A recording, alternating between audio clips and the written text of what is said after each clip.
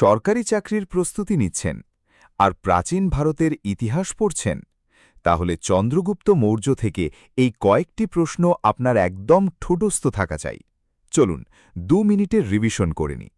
৩২২ খ্রিস্টপূর্বাব্দে গুরু চাণক্য বা কৌটিল্যের সাহায্যে নন্দবংশের শেষ রাজা ধননন্দকে পরাজিত করেন চন্দ্রগুপ্ত, প্রতিষ্ঠা করেন মৌর্য সাম্রাজ্য।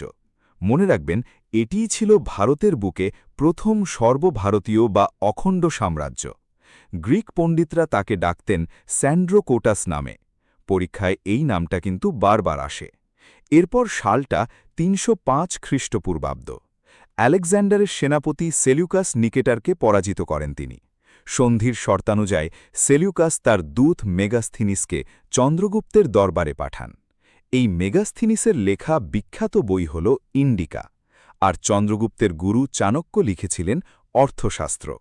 মৌর্য যুগের ইতিহাস জানার জন্য এই দুটি বই সবচেয়ে বেশি প্রামাণ্য।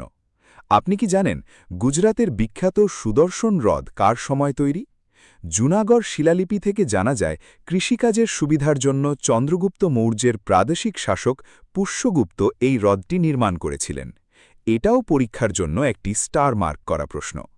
জীবনের শেষ পর্বে তিনি হিন্দু ধর্ম ত্যাগ করে জৈন ধর্ম গ্রহণ করেন। কার কাছে দীক্ষা নিয়েছিলেন? জৈন সাধু ভদ্রবাহুর কাছে। এরপর সিংহাসন ত্যাগ করে তিনি কর্ণাটকের শ্রবণবেলগোলায় চলে যান এবং জৈন প্রথা সল্লেখানা বা অনশনের মাধ্যমে প্রাণ ত্যাগ করেন। তথ্যগুলো ঝটপট খাতায় নোট করে নিন।